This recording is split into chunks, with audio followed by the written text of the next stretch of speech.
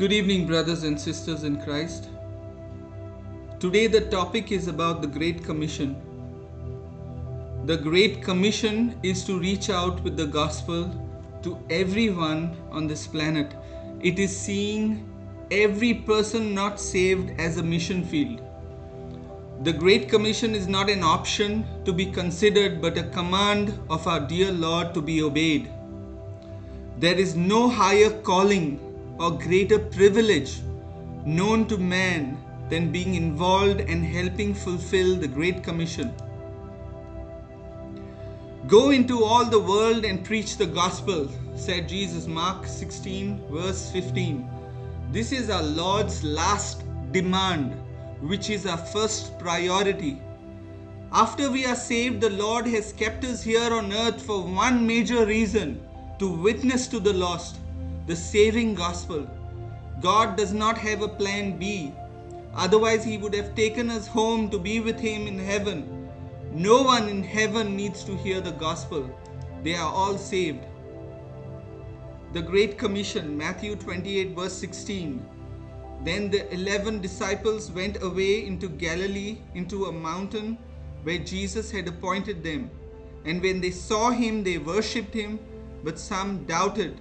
And Jesus came and spoke unto them, saying, All power is given unto me in heaven and in earth. Go ye therefore and teach all nations, baptizing them in the name of the Father and of the Son and of the Holy Ghost, teaching them to observe all things whatsoever I have commanded you. And lo, I am with you always, even unto the end of the world. Amen. Jesus appeared post-resurrection, that is after resurrection, at least 10 times. These appearances were never to the world, only to His own disciples. He wanted them to finish the business. It is an explicit command, not a suggestion to all of us, not just them, but every one of us that are His. If you see in verse 18, the greatest authority, that is Jesus. Verse 19, we have the greatest assignment, that is the Great Commission. And in verse 20, we see the greatest assurance, that He is always with us, even unto the end of the world. Evangelism should be the lifestyle of every true Christian. We've been given a great gift, and our Master left us with clear instructions. Go into all the world and make disciples of every nation, verse 19. And a great encouragement are the words, He is with us always unto the end of the world. John 14:6, Jesus said, I am the way, the truth, and the life. No man comes unto the Father but by me. Jesus is the way to the Father. He is the absolute truth Himself, because God Himself is the truth.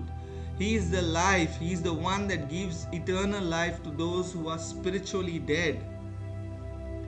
Let us pray. Abba Father, take us deeper into your word. Make us grow in your knowledge.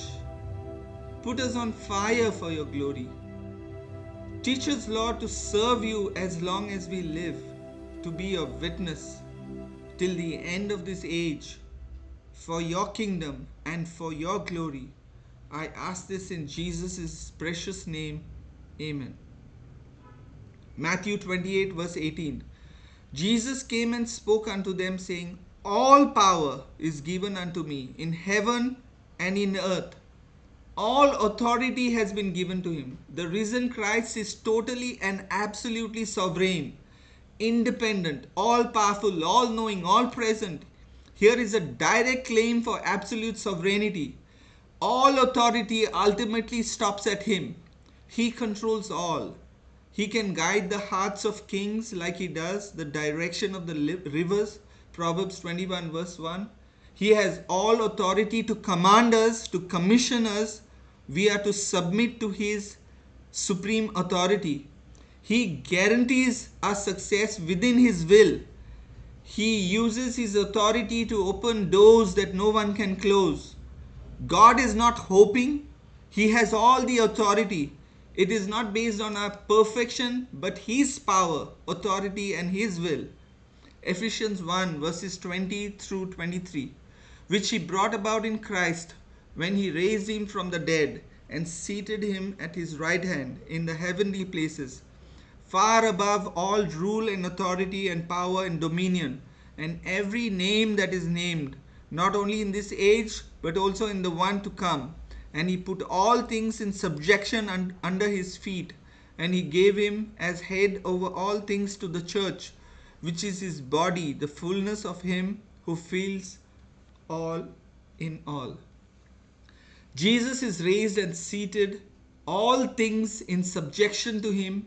He has all the rights over all the circumstances.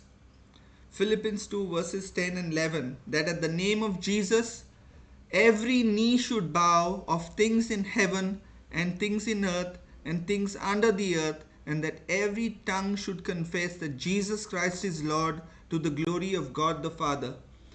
It is not if every knee should bow, it will. You can be sure of that, because he is Lord and there is no other. But the question is, will it be now, before it's too late?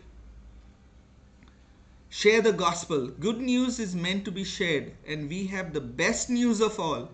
Jesus died and rose again, and he saves all who will call upon him. Romans 10 verses 9 through 13. There is no higher purpose.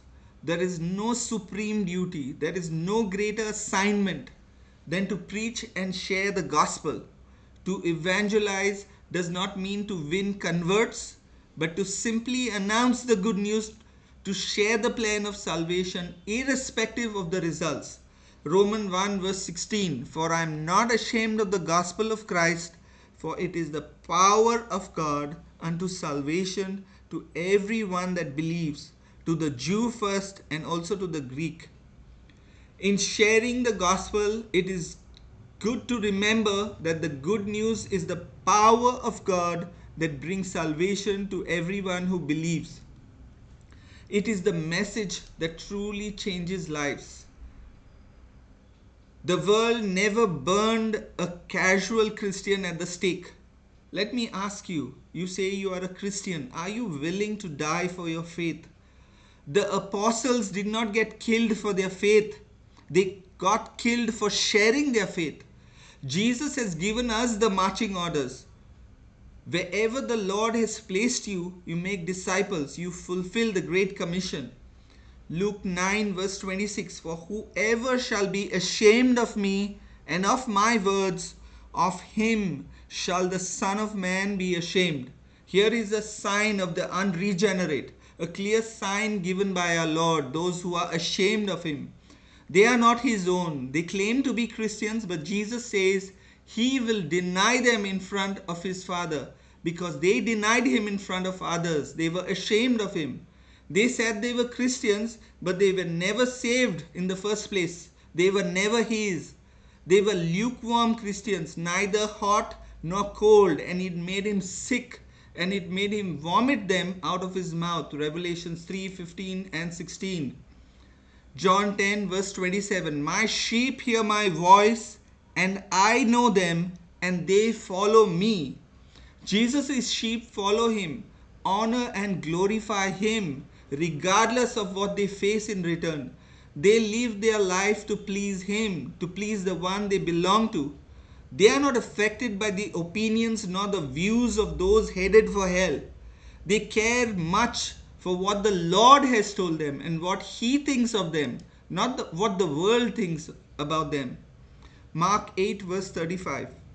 For whosoever will save his life shall lose it, but whoever shall lose his life for my sake and the gospel's sake, the same shall save it. I think the Lord can't be more clear than this, can he? He says that the person who will save his life will be the one who lives his life for his sake and for the sake of the gospel. It is synonymous. The others, he says, will lose it. If anything fills our heart more than God, we are idolaters. If your heart is filled with your house, with your land, with your cars, with your money, with your clothing, your toys, how you despise his name. We would never say this with our mouths, but with our lives we deny Him. We worship idols in our life, self and everything else, all put before God. Today we have so many idols in our life. The Lord is second or third or fourth or fifth, or I really don't know what number He is in your life. Examine yourself. Who is the first in your life? Which number does the Lord come in your life? If He is not number one, you are an idolater. Jesus promises you two things in this life: a cross to die on and eternal life. He is your everything or He is your nothing. Please do not deceive yourself into thinking anything else. If you love your life, you will lose it, says Jesus. But if you live your life for Him and for the sake of the gospel, you will find it.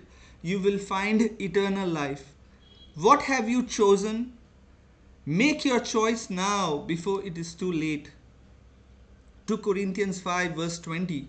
Therefore, we are ambassadors for Christ, as though God were making an appeal through us. We beg you on behalf of Christ, be reconciled to God. There is no worthier call on your life than to answer this task with the power of the Spirit and the power of the Word of God. Wherever God directs our feet and brings us in contact with, we speak for the Lord. We pray for the unconverted and share the gospel with them. This world is our mission field. As a servant, we have the basic duty to honor our master, to show our gratitude to our Father for what we have received as a free gift. We are recipients of eternal life. We did nothing to earn it, absolutely nothing. Now we owe Him something in return, to praise and glorify our Lord, to honor and glorify His name by telling the lost about the good news that we received. Psalms 24 verse 1. The earth is the Lord's and everything in it, the world and all who live in it. It belongs to the Lord. You will draw your next breath only because God gives it to you. Your heart will beat only because God gives it the power to beat. Nothing that you have or own came into your life without His grace and power. Everything you have, He gave you. The talents you have, the character you have, the personality, the parents, the education you received, everything good came from Him. If you are an unbeliever, if there is anything you have, it comes from the very one that you hate. That is God. Revelations 19 verse 16. And He has on His vesture and on His thigh a name written, King of Kings and Lord of Lords. God is not the mayor or a chief minister or a prime minister or a president of a state or a country. He is the King of Kings. He is the Lord of Lords. He sits upon the throne, served and surrounded by millions upon millions of angels, flaming creatures with such glory. If one was to appear right in front of us now, we would be dead with its beauty and majesty. Countless of these angels serve Him and praise Him constantly. He needs nothing of you, and He is calling you to Himself to serve Him. It is not a need He has for you to fulfill, but it is a privilege He gives you. It is an opportunity He has given you to serve Him. Romans 10 verses 14 and 15. How then will they call on Him whom they have not believed? How will they believe in Him whom they have not heard? And how will they hear without a preacher? How will they preach unless they are sent? Just as it is written, how beautiful are the feet of those who bring good news of good things. The greatest judgment God can cast on us humans is to take out His knowledge and close the mouths of those who belong to Him, and open the mouths of demonic, wicked, God-hating false teachers that promise your best life now, our temporary health, wealth, and prosperity, but they give us no knowledge of who God is, who we are, and the gospel of salvation that will give us eternal life. That is true riches, spiritual eternal riches, that is God Himself. If we have Him, we have everything. If you realize what has been done for you, the purchase that has been made for you in order to save you from your sin and the eternal infinite wrath of God, you will realize that everything in this temporary world is dung, it is dust. Why should I share the gospel? The mark of a great church is not its sitting capacity or its number, but its sending capacity. If you had a cure to cancer, wouldn't you share it? You have the cure to death. Why aren't you going out there and sharing it? If someone we knew was dying and we had the cure for his disease, would that motivate us to share that knowledge with him? The reality is that all people have a terminal spiritual disease, that is sin. And all those who have this disease are headed for an eternity in hell. And as Christians, we know the cure for that disease. It is none other than Jesus Christ and what He has done for us at the cross of Calvary. The gospel. Why should I share the gospel? We have been commanded to do so. First reason is we have been commanded by Jesus to go out into all the world and preach the gospel to every creature. Mark 16 verse 15. We need no other reason besides this. Second, why do I share the gospel? Because hell exists. Jesus said, "But I will show you whom you should fear. Fear him who after he has killed has power to cast you into hell. Yes, I say to you, fear him." He is warning us that to fear God, not those who can kill your body, but the one who can kill your body and your soul and throw you into hell. How cold-hearted would we be to know the truth and not to warn of its reality to those who are lost, those who are in the darkness. Third, love our neighbor as we love ourselves. A firefighter rescuing people from a burning building may be fearful and prefer to be home with his family, but he ignores his fears and denies himself. Like him, our thoughts should be on the perishing. Jude 22 verse 23. Jude 22 and 23 verses. Fourth, obedience is evidence of salvation. The Bible says that Jesus is the author of eternal salvation to those who obey him. Hebrews 5 verse 9. We are not saved by obedience. We are obedient because we are saved. Jesus said, Luke 6 verse 46, "But why do you call me Lord, Lord, and not do the things which I say?" Fifth, to remain silent is a sin. As soon as the Holy Spirit was given, the apostles began to preach the gospel. God had granted everlasting life to dying humanity. They could not stay in the upper room because God's love provoked them to reach out to the lost.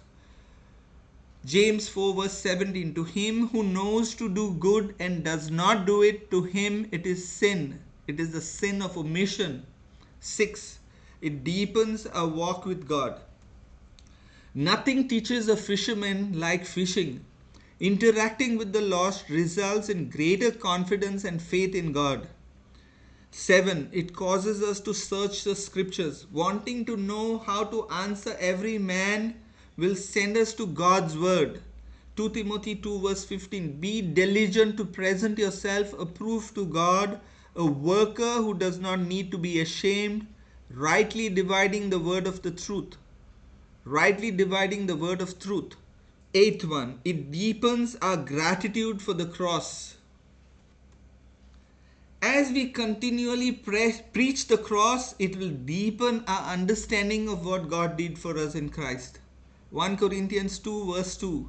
"I determined not to know anything among you except Jesus Christ and Him crucified." 9. It deepens our prayer life, our love for the lost, and reflecting on their fate, we cry out to God for them. It deepens our life, our prayer life, which is the safest place for every Christian to be. 10. We have been commanded to imitate Paul. Paul showed his love for God and for sinners by his obedience to the Great Commission. 1 Corinthians 10 verses 33 and 11 chapter verse 1. I also please all men in all things, not seeking my own profit, but the profit of many, that they may be saved. Imitate me, just as I also imitate Christ. And 11th reason, store up treasure in heaven. Matthew 6 verses 19 to 34. The Bible mentions rewards that awaits believers who serve the Lord faithfully in this world. Matthew 10 verse 41, 2 Timothy 4 verse 8, Matthew 6 20 to 21. Colossians 3 verse 2 to 4, we have, if we want to store up treasures in heaven, we need to have our hearts set on the things of heaven. Colossians 3 verse 2 through 4. The way you store up treasure in heaven is by investing in getting people there. Matthew 6 verse 19 to 21, Jesus said, do not store up yourself treasures on earth, where moth and rust destroy, and where thieves break in and steal. But store up yourself treasures in heaven, where neither moth nor rust destroys, and where thieves do not break in or steal. For where your treasure is, there your heart will be also. Jesus should be our primary treasure. When we treasure Jesus more than anything else, we devote the best of our resources to Him, our time, our talent, our energy, our money and material goods. 1 Corinthians 10 verse 31. As we live for Christ, becoming more like Him, we are storing up treasures in heaven. The Bible talks of rewards and crowns awaiting Christ's followers in heaven. Matthew 10 verse 41, 2 Timothy 4 verse 8, Revelations 22 verse 21. Colossians 3 verses 23 and 24. And whatsoever ye do, do it heartily as to the Lord, and not unto men, knowing that of the Lord ye shall receive the reward of the inheritance, for ye serve the Lord Christ. In doing this, we store up treasures in heaven. When Jesus is truly our greatest treasure, we are willing to give up everything we have for the sake of Him, even to the point of persecution and death. In Matthew 19 verses 21 to 22, Jesus demonstrates this in the rich young ruler. The 5 Christian crowns. There are 5 heavenly crowns mentioned in the New Testament that will be awarded to believers, to Christians. They are imperishable crown, the crown of rejoicing, the crown of righteousness, the crown of glory, and the crown of life. The crown of rejoicing is for those who win others to Christ. This is sometimes called the soul winner's crown. 1 Thessalonians 2:19 says this, for what is our hope or joy or crown of rejoicing? Are not even ye in the presence of our Lord Jesus Christ at His coming? 1 Corinthians 9:24 and 25 says, know ye not that which run in a race run all, but one receives the prize? So run that ye may obtain, and every man that strives for the mastery is temperate in all things. Now they do it to obtain a corruptible crown, but we an incorruptible crown. Those that are in the world strive to obtain corruptible crowns, temporary crowns, but we get an incorruptible crown, eternal reward from our Lord. He is no fool who gives what he cannot keep to gain what he cannot lose. 1 Corinthians 10 verse 31. So whether you eat or drink or whatever you do, do it all for the glory of God. We are to treasure the Lord Jesus most of all. When Jesus is our treasure, we will commit our resources, our money, our time, our talent to His work in this world. We are warned not to lose our full reward by following after false teachers. 2 John 1 verse 8. This is why it is so important to be in God's word daily. 2 Timothy 2 verse 15. That way we can recognize false teachings when we hear it. Romans 8 verse 18. For I reckon that the suffering of this present time are not worthy to be compared with the glory which shall be revealed in us. The treasures that await the child of God will far outweigh any trouble, inconvenience, or persecution we may face. We can serve the Lord wholeheartedly, knowing that God is the one keeping the score, and His reward will be abundantly gracious.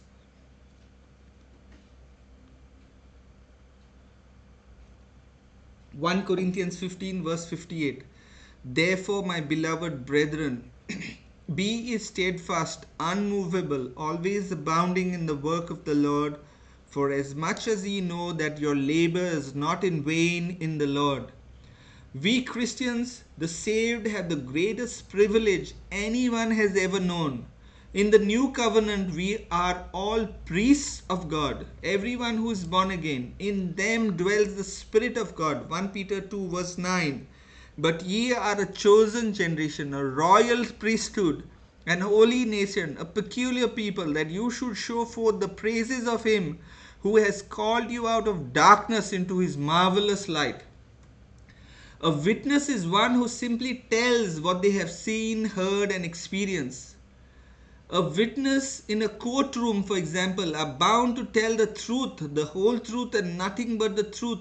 A witness doesn't seek to convince anybody.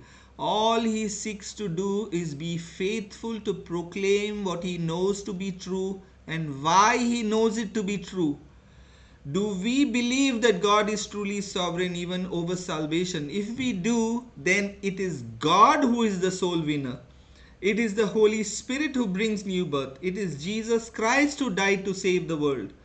Christians are called to be witnesses to the world by proclaiming this gospel of salvation.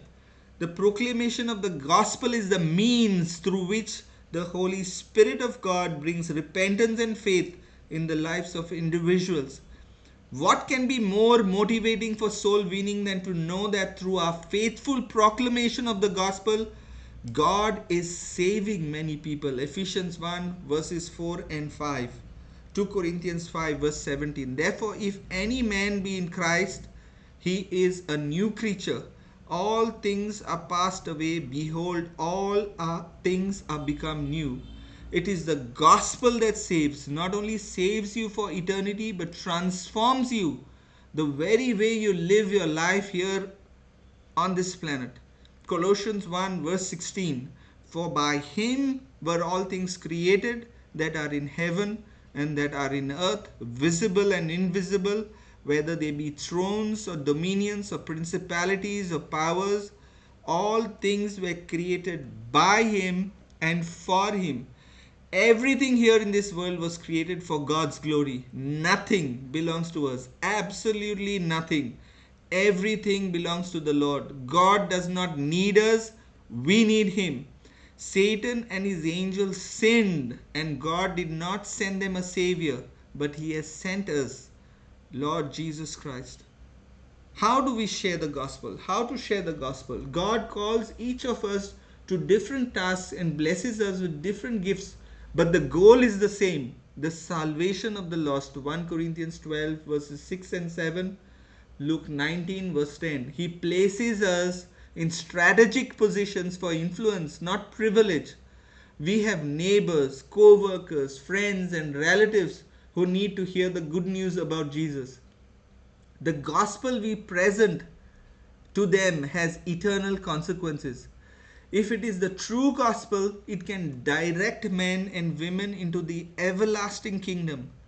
If it is a corrupted message, it can give unsaved people a false hope while reserving them to eternal damnation. Satan is deceiving the whole world. Only those who know the truth will escape. Revelations 12:9. That's the message of that verse. What is this truth? It is the biblical saving gospel, the gospel that saves. Everything else is of secondary importance.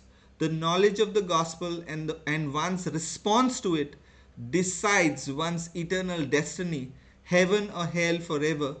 Apostle Paul explains the importance of the gospel. 1 Corinthians 15 verses 3 and 4. For I delivered to you as of first importance what I also received, that Christ died for our sins according to the scriptures, and that he was buried, and that he was raised on the third day according to the scriptures. For I delivered you as of first importance. Nothing in scripture is more vital and critical than the message of the gospel. On this message, hangs the eternal balance, the eternal destiny of men. That is why Apostle Paul says it's the message of first importance. 2 Timothy 2 verse 15, study to show thyself approved unto God, a workman that needs not to be ashamed, rightly dividing the word of truth. Christians should be experts on the gospel. This verse here, right here, commands us to do it. We don't have to possess a seminary degree or the ability to read ancient Greek or something, but we need to have an overall understanding of what the Bible says about salvation with the relevant verses to present the gospel. At least this, the basic.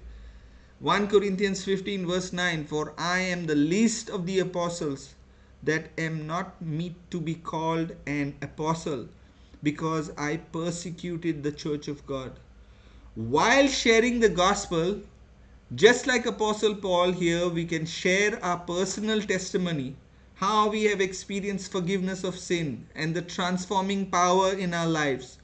Apostle Paul often recounted his own conversion story in his evangelism, reminding his audience of how wicked he had been and how far God's grace had brought him. Example, we see in Philippians 3 verses 4 through 6, Acts 26 verses 9 through 23, 1 Corinthians 15 verses 9, which we just read. Another example we have in the man who was born blind, who was healed by Jesus. The Pharisees tried to grill the healed man with questions about Jesus that he could not answer. Finally, in frustration, the man cried out. John 9 verse 25. This is what he said. Whether he is a sinner or not, this is pertaining to Jesus. This blind man who was born blind is telling the Pharisees, whether he is a sinner or not, I don't know. One thing I do know, he says, I was blind, but now I see. John 9 verse 25. We may not know the answers to every question we are asked, but we do know what Jesus has done for us. We know that once we were blind to spiritual truths, and now we can see. Truth without love is brutality, and love without truth is hypocrisy. We must have the right attitude. Much damage has been done in the name of Christ by people trying to conduct personal evangelism without love and without humility. But we must never compromise the truth, never compromise on the basics of the gospel. We are to share the truth with love. The one who loves most tells the most truth. And God himself is the truth. Elizabeth Elliot here says, obedience to God is our job. The results of that obedience are God's. We are only responsible to God for our obedience, not the results of that obedience. We may present the gospel thoroughly and lovingly, and the person to whom we witness may hear and understand the gospel but choose to walk away. We are not responsible for that. In the parable of the sower, Jesus explained in Luke 8 verses 5 through 15 that human hearts are like types of soil. The seed sown is the same in each case. The seed is the same, the word of God, the gospel, the biblical saving gospel, but people receive the word of God differently and respond differently. Our job as the sowers of the seeds is present the truth effectively and entrust the results to God. In the parable of the sower, you have these 4 types of soil, and the only one that gets saved is the one with the good soil. The true gospel, the biblical saving gospel, has both the bad news first and then the good news always. First the diagnosis, the disease, and then the cure. While the good news of the gospel may not appeal to everyone, remember the bad news of the gospel still applies to everyone. Bad news, sharing the gospel without the bad news, the message is lost on unbelievers who must first come to grips with the extent of the bad news. First, man is separated from a holy, righteous God by sin, the first truth. Second, God hates sin and is angry with the wicked every day, Psalm 7 verse 11. Third important truth, death and judgment are inevitable, Hebrews 9 verse 27. Fourth, man is wholly incapable of doing anything about it, about the situation to save himself. He can do nothing. Until the full extent of this bad news is presented, the good news cannot be effectively communicated. The gospel is only good news when we understand the bad news. I can't tell you about salvation without telling you about damnation. Without damnation, there is no need for salvation. And without salvation, there is no point in explaining damnation. Today, being preached is a gospel of easy believism. They have erased the biblical words repentance, obedience, and submission from the vocabulary of evangelism. Faith has become merely an intellectual exercise. It's just in the mind, just believe. A person can believe without obeying. Thus, faith is robbed of any moral significance and righteousness becomes optional. Hide not the offense of the cross. In many circles today, a different message is replacing the good news of salvation. There is not one mention of the resurrection. It speaks of forgiveness without defining what sin really is. No mention of repentance, brokenness, godly sorrow. No mention about the cross, nor the blood. No mention about the character of God, His attributes.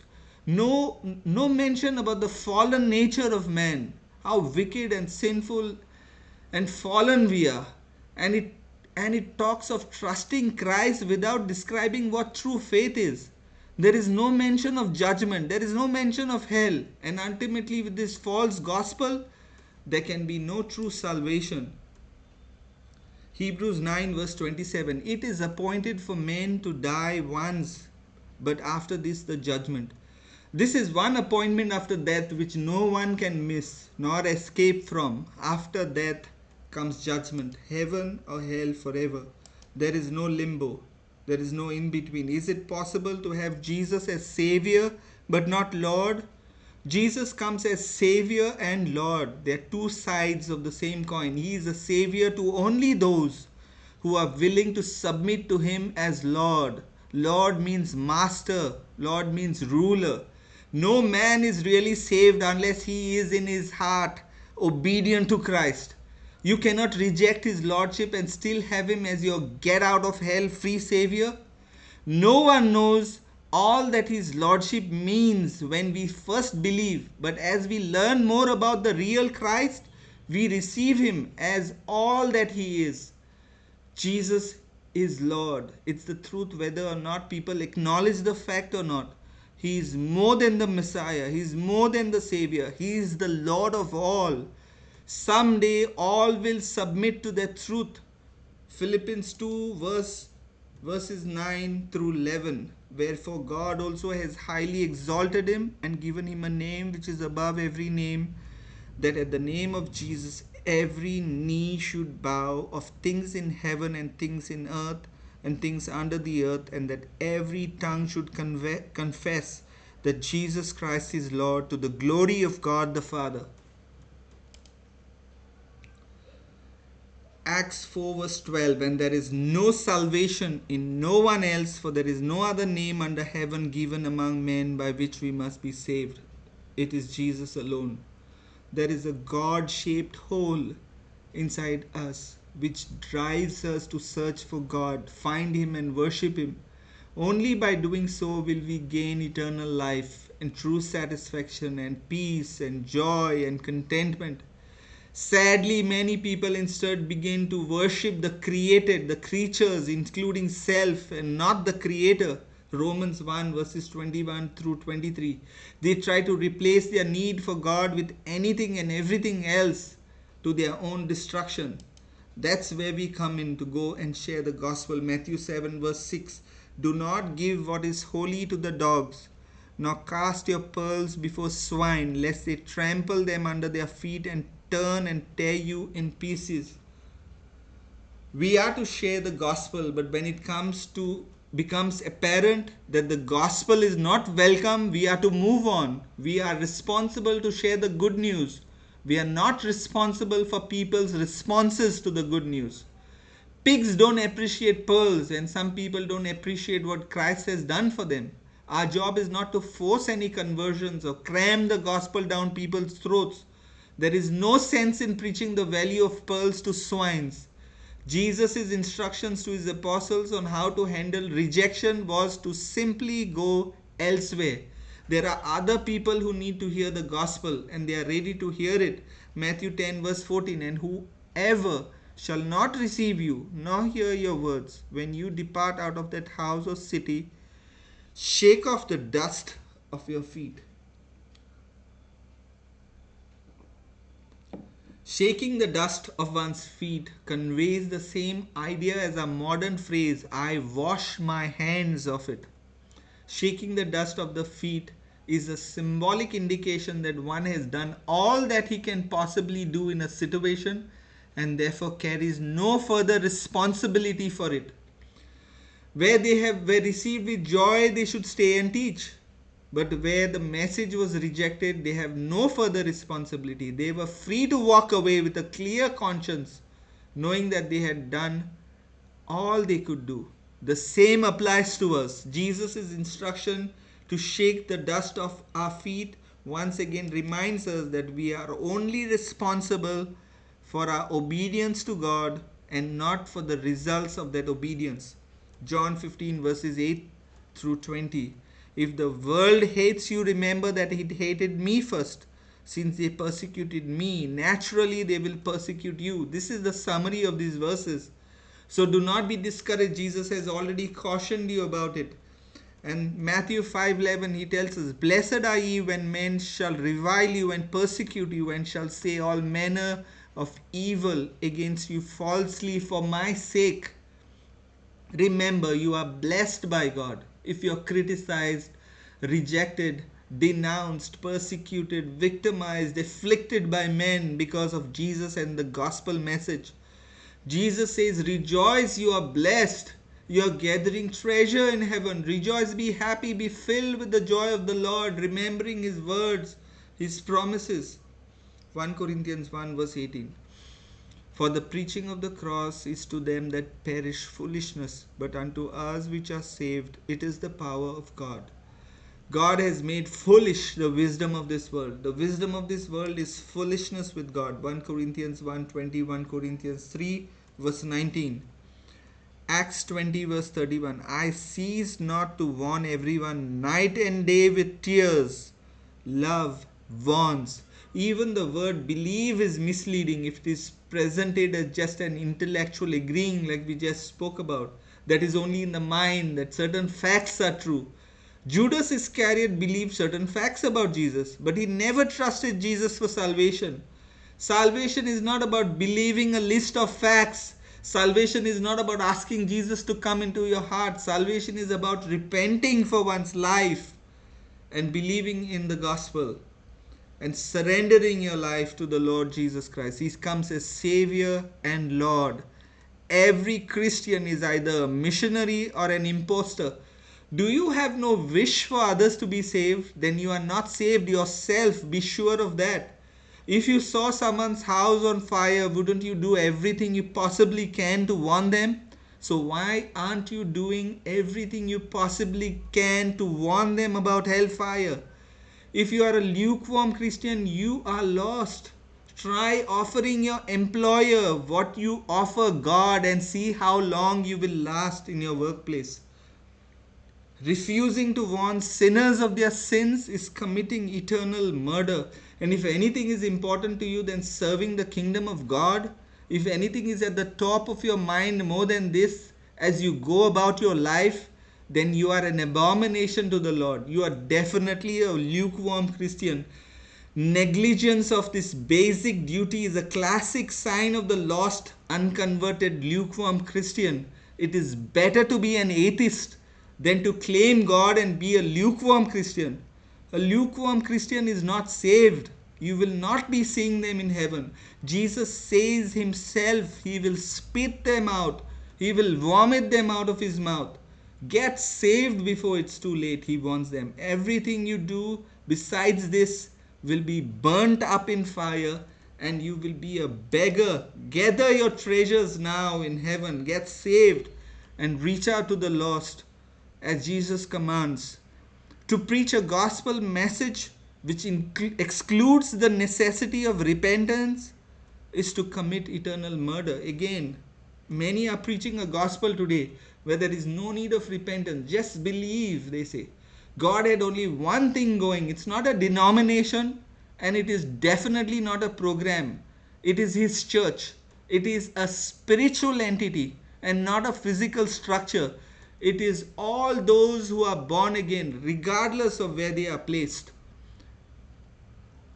If all of your social media posts are smooth, watered down, flowery religious posts, and you avoid the subjects of repentance, sin, hell, judgment, and eternal torment, you are a snake oil salesman masquerading as a Christian. You are a counterfeit Christian. You are a lukewarm Christian. Romans 11 verse 22 and 2 Timothy verses 2 through 4. Evangelism is not a professional job for a few trained men, but it is the uncompromising responsibility of every person who belongs to the company of Jesus. The work of the church is not survival, she exists to fulfill the Great Commission.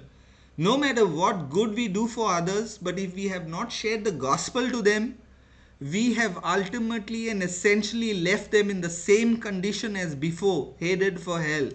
And knowing it, and we have done that. If sinners be damned, at least let them live to hell over our bodies. If they will perish, let them perish with our arms around their knees. Let no one go there unwarned and unprayed for. Do not make the Great Commission your great omission. Then you need to examine your own salvation in the first place. Is there not a cause? The church has been hijacked by the giants of lukewarmness today, worldliness, and apostasy. When will a prophet arise to challenge the enemies of our God? The church has been hijacked today by lukewarmness, worldliness, and apostasy, the giants of apostasy. Are you one of those that has been deceived by these wolves in sheep's clothing, that sharing the gospel is a gift? It is not for all Christians to do? Run. Run from such pastors and preachers who tell you such a thing. Run as far as you can. They are wolves in sheep's clothing, like Jesus warned again and again in the Gospels. John 10:27 through 28. My sheep hear my voice, and I know them, and they follow me. And I give unto them eternal life, and they shall never perish, neither shall any man pluck them out of my hand. In addition to praying and sharing our faith, we must also live godly lives, Christian lives, in front of our friends and family members so they can see the change God has made in us. 1 Peter 3 verses 1 and 2. Ultimately, we must leave the salvation of our loved ones up to God. It is God's power and grace that saves people, not our efforts. The best we can do is pray for them, witness to them, and live the Christian life in front of them. It is God who gives the increase. 1 Corinthians 3 verse 6. The current situation, the pandemic, or should we call it the plandemic, it is an excellent opportunity given to us by God to share the gospel. Often when people are fearful for their lives, they are more willing to have conversations about eternity. God is giving us here an excellent opportunity to share the gospel. He is opening doors for us before His judgment will be poured during the tribulation, which is very close. The stage is now being set for the global rule of the Antichrist. Follow me, I will make you fishers of men. Matthew 4 verse 19. Knowing the lost condition of the people around us will help us to understand that no matter how good we are at fishing, we will never catch the fish on our own. No reasoned argument will convert the soul of a darkened mind, because the God of this age has blinded the mind of unbelievers so that they cannot see the light of the gospel of the glory of Christ, who is the image of God. 2 Corinthians 4 verse 4. But God can and frequently does penetrate the darkness with the glorious gospel, and He uses us to do it. He knows which fish are His. Therefore, we are to seek His wisdom and His guidance on all our fishing expeditions. Prayer is essential. Lastly, we must offer the only effective net, the gospel of Jesus Christ, to those who are perishing. The message of the cross is foolishness But to us it is the power of God. 1 Corinthians 1 verse 18. The gospel message has the power to change lives, shine light into darkness, and deliver evil men from hell. There is power in no other message, and no other net can catch the fish of God. Romans 1 verse 16. But the gospel of Jesus Christ. Prayer delights God's ears, it melts his heart. Remember, just saying a prayer will not save you. You need to understand the basics of the gospel and realize of your lost, wretched condition in relation to God and salvation. This is something we need to explain to whoever we are sharing the gospel with.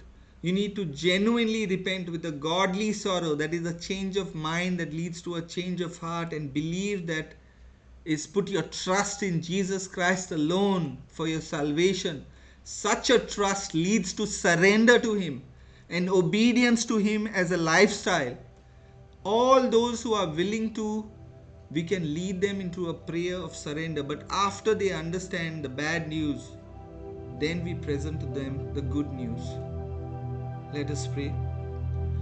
Abba, Father, give us the boldness to be proud of you, Lord, with all those that you bring into our lives. May we have the boldness and the wisdom of the apostles to witness to an unbelieving world and disciple those who repent of their sins and trust in you alone. Lord, help us realize that no matter what good we do in our lives for others, but if we fail to share the gospel, we have ultimately left them in the same condition that they were, on the way to an eternal hell without you, without hope, without love, without joy, without peace forever and ever. Lord, help us grow in the knowledge of the gospel day by day so that we can share it with boldness to the lost. Also, we pray that you open doors that no one can close, and that you prepare the hearts of your sheep to receive the only message that can give them eternal life. Lord, today we submit to you, we yield our lives to you. You are our master and we are your servants. Our lives are not our own. Every area and dimension of our lives belong to you and to you alone. Take us to the cross, Lord, and leave us there to feel the burden for your souls like you felt. Fill us with your love and grace to love you, to love those that are lost. Pour our hearts with your love and grace to love like you loved. I ask this in Jesus' name. Amen. Thank you, brothers and sisters.